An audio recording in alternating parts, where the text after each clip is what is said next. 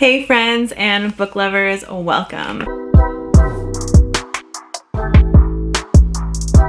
Today I wanted to do an update on the books that I'm reading that I've just finished and that I'm reading in the future. We're definitely at the end of November, so I'll be doing my December TBR video very soon, and you might see a couple of these books in there, but I'm hopeful that I can get them done by the end of November since we do have a long weekend this weekend in the US. And since I'm posting this on Thanksgiving, I did want to wish everyone a happy Thanksgiving who is celebrating it today. So the first couple books that I'm gonna go through are the ones that I've recently read. So of course, I'm happy to say that I have finally finished the Mistborn Era 1 trilogy. I finished Hero of Ages a few days ago, and then the other night I finished The 11th Metal, both by Brandon Sanderson. I know that you can read The 11th Metal before you start this series, but I decided to read it after, just because the chart that I have that kind of shows all of Brandon Sanderson's work and what ties into what said that The 11th Metal would be really great to read after the trilogy, so I read it, and it's basically just Kelsier's backstory. It was okay.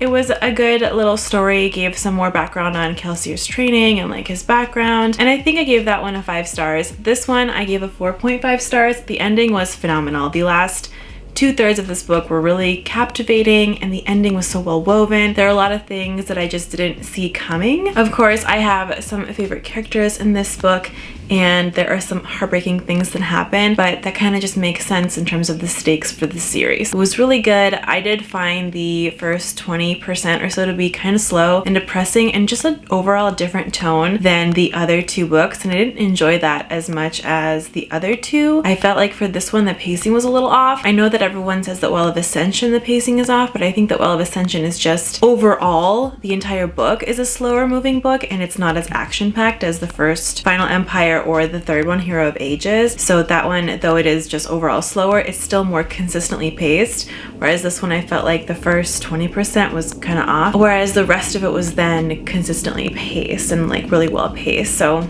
that's just my opinion. Take it or leave it. Let me know if you found similar things with Hero of Ages or if your opinion just differs wildly. I would love to know, but I finally finished this and the series was just so good. I can't wait when I reread it, especially because I love Final Empire, and that one's definitely an easy one to reread since it is a self-contained story, but I can't wait to get back into this, and as I'm reading, just pick all the little Easter eggs up along the way of reading Era 1. At the end of Era 1, at the end of Hero of Ages, there's a couple things that happen, and I'm really interested to see if those items will tie in with Era 2. I don't know for sure, but I'm very curious now to read Era 2 to see if these things are going to tie in, but again, time will tell. If you read this trilogy and if you loved it or hated it, definitely let me know in the comments down below. I would love to hear your opinions. So moving on to the books that I'm currently reading. Again, I'm still reading this big chunker, but I'll have it done in the next couple of days. The Count of Monte Cristo by Alexandre Dumas. This has taken me much longer to read than I anticipated. I'm reading this now primarily on audio just because it's a lot easier to get through, and though I loved reading it physically, it's just easier to read on audio, and I can get a lot more done that way. So I'll definitely have this done in the next couple days. I'm like 94% done with this book. I think I have like less than 100 pages or something like that left in it, and it is now in the juicy parts of the novel where everything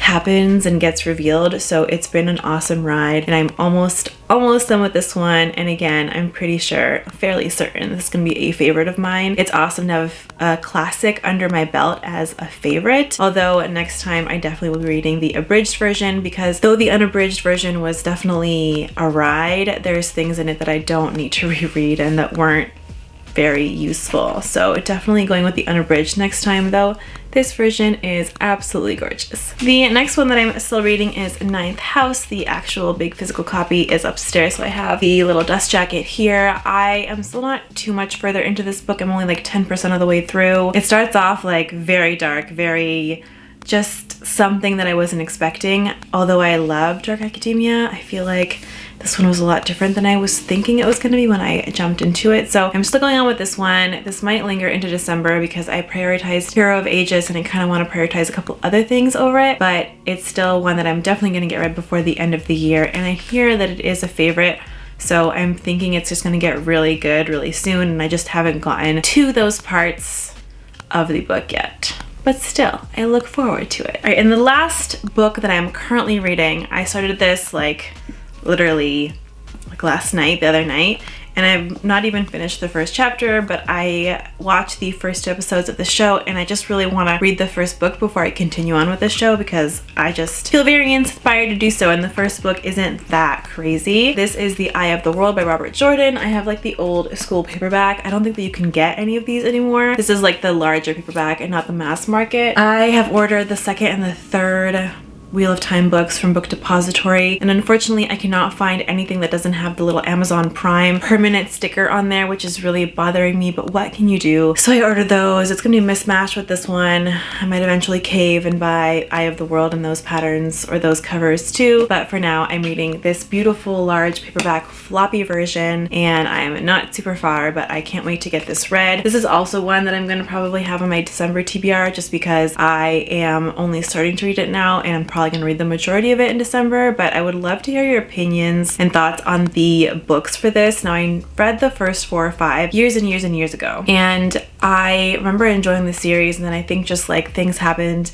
I was growing up and I just didn't have time to read more of the series. I know that it gets very sloggy towards the middle, and then Brandon Sanderson jumps in and kind of helps pick it up. So I'm wondering how everyone's opinion and where people are in the series if you are reading it. Let me know in the comments down below how you're liking it, if you're not liking it, and what you think of it so far. All right, and the last one on today's list is one that I am pretty confident I'll get done in the month of November, even though we only have a few days. It's only like 500, maybe 600 pages long, and the next one comes out November 30th. So I think that by now you can all guess what I'm talking about. And yes, of course, that is Jade War by Fonda Lee. I feel like I'm gonna fly through this, so I'm not super worried about getting it done in December. I just think I'm gonna fly through it. I'm gonna start this in the next few days, I think, and definitely prioritize this over Eye of the World and Ninth House because of Jade Legacy coming out on the 30th of November. So this one, I think I'll have it done in a matter of days, and I honestly can't wait. I love Jade City. It was amazing. I think I gave it like a 4.5 or 5 stars, and I can't wait to see where Jade War takes us. That way, once I'm done with it,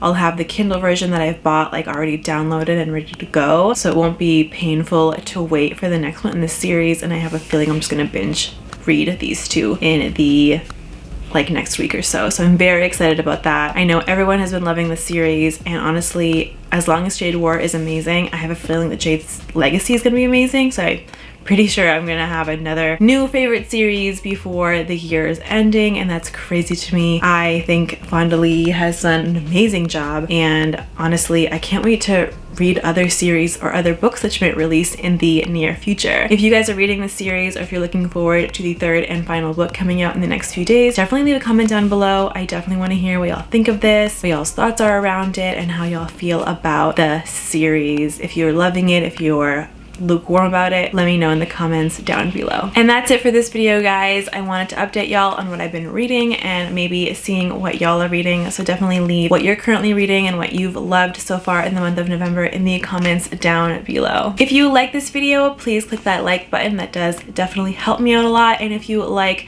this content and you want to see more from me, please don't hesitate to click on that subscribe button.